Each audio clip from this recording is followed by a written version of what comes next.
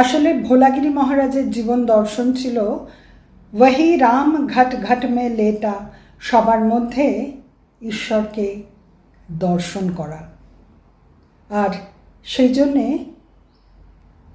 এই যে যার ছবি দেখছেন শারদানন্দজি, তারও মানুষের ওপর ভীষণ ভালোবাসা।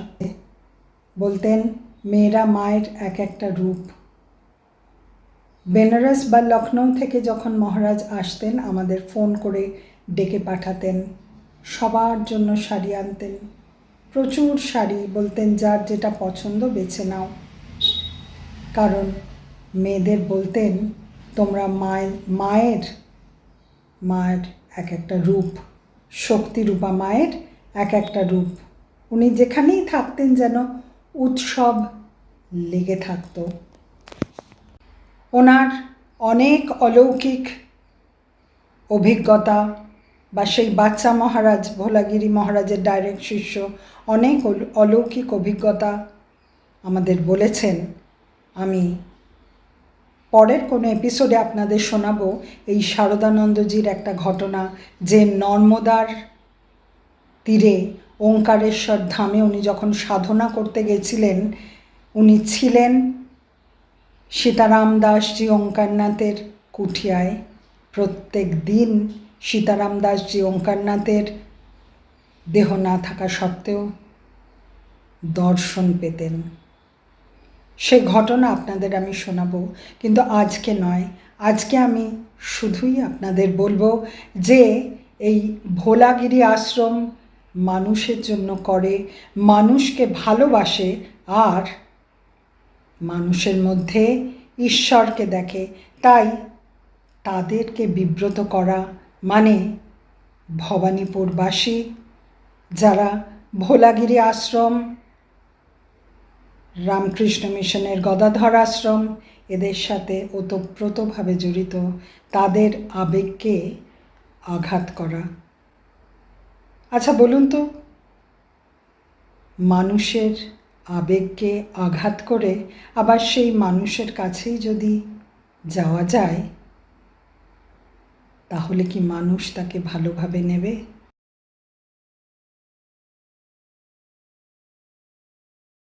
ভোলাগিরি আশ্রম আর রামকৃষ্ণ মিশনের গদাধর আশ্রম এই দুটোই কিন্তু ভবানীপুর বাসীদের ভীষণ আবেগের জায়গা, খুব কাছের জায়গা আর নিজের জায়গা।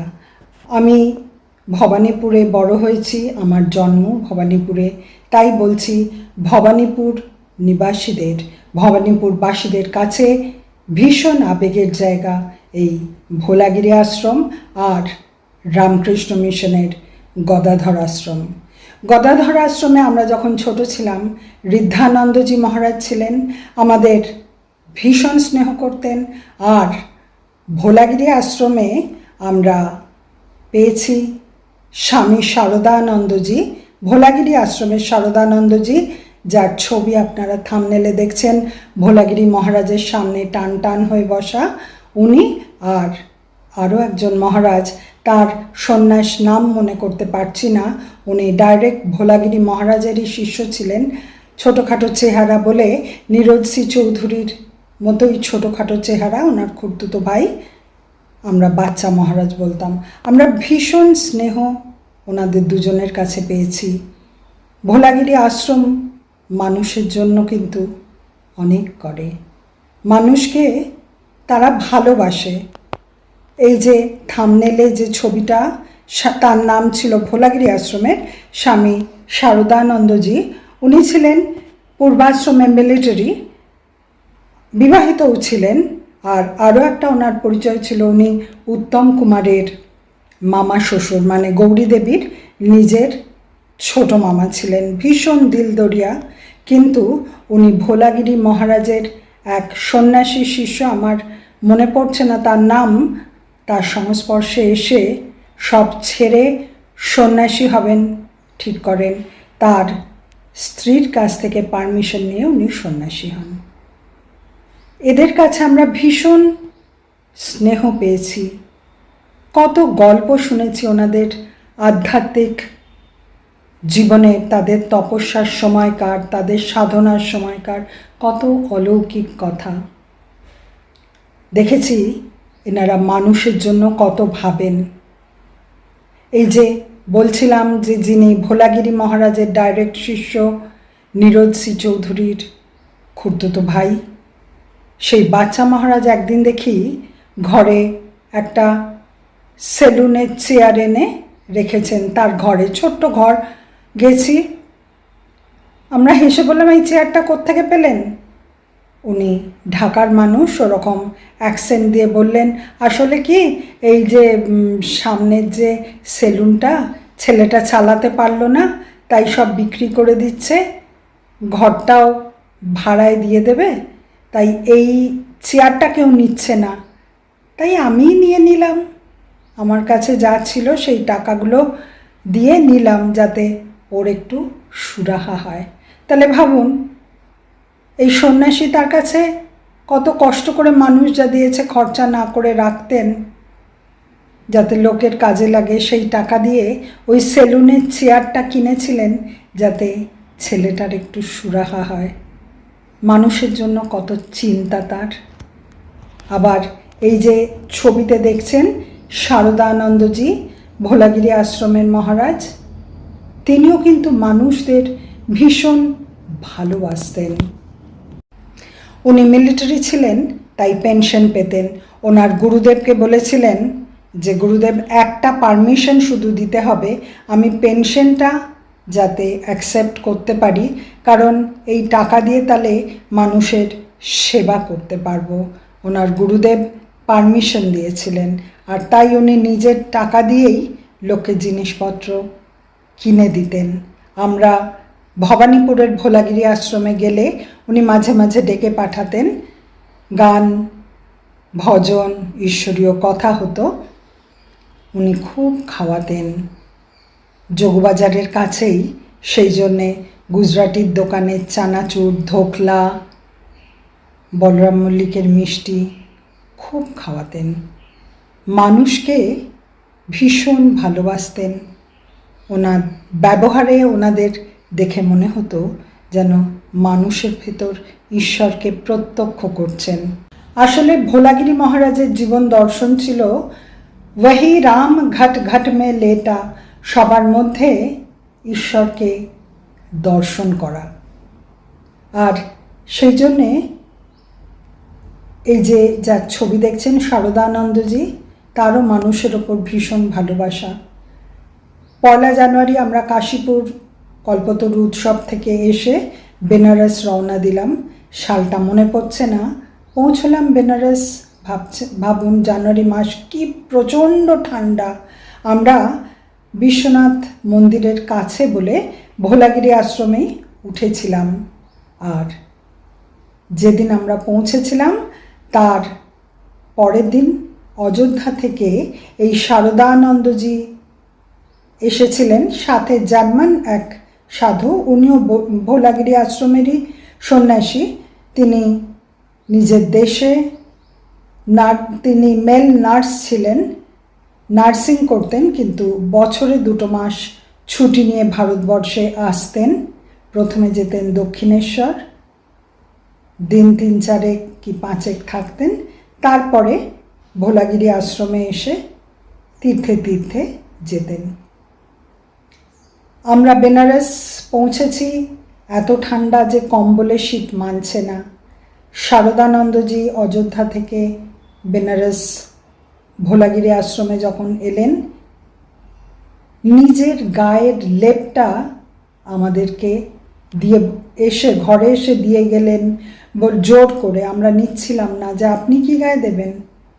মহারাজ বলেছিলেন আমি সন্ন্যাসী, আমার লেপের দরকার লাগে না, তোমরা ওইটুকু বাচ্চা একটা মেয়েকে নিয়ে এসছো, আমি আমার হাজব্যান্ড আমার মেয়ে গেছিলাম, নিয়ে এসছো, তোমাদের কষ্ট হচ্ছে, ওর তো ভীষণ কষ্ট হচ্ছে, এই লেপটা। আমি বললাম না, সাধুর লেপ আমরা গায়ে দেব? বললেন আমি তোমাকে মেয়ের মতো দেখি, সেই জন্যে আমি লেপটা দিচ্ছি, তুমি গায়ে দেবে, তাতে আমার ভীষণ ভালো লাগবে। আমরা বেনারস গেছিলাম যখন, সেই বাড়ি আমার মেয়েকে 100টা টাকা হাতে দিয়ে বলেছিলেন তুই চুড়ি কিনে আনবি। এখনও সেই চুড়িগুলো রাখা আছে। বলতেন মেয়েরা মায়ের এক একটা রূপ। বেনারস বা লখনৌ থেকে যখন মহারাজ আসতেন আমাদের ফোন করে ডেকে পাঠাতেন, সবার জন্য শাড়ি আনতেন, প্রচুর শাড়ি। বলতেন যার যেটা পছন্দ বেছে নাও। কারণ মেয়েদের বলতেন তোমরা মায়ের এক একটা রূপ, শক্তিরূপা মায়ের এক একটা রূপ। উনি যেখানেই থাকতেন যেন উৎসব লেগে থাকতো। ওনার অনেক অলৌকিক অভিজ্ঞতা, বা সেই বাচ্চা মহারাজ, ভোলাগিরি মহারাজের ডাইরেক্ট শিষ্য, অনেক অলৌকিক অভিজ্ঞতা আমাদের বলেছেন। আমি পরের কোনো এপিসোডে আপনাদের শোনাবো এই শারদানন্দজির একটা ঘটনা, যে নর্মদার তীরে ওঙ্কারেশ্বর ধামে উনি যখন সাধনা করতে গেছিলেন, উনি ছিলেন সীতারাম দাসজি ওঙ্কারনাথের কুঠিয়ায়। প্রত্যেক দিন সীতারাম দাসজি ওঙ্কারনাথের দেহ না থাকা সত্ত্বেও দর্শন পেতেন।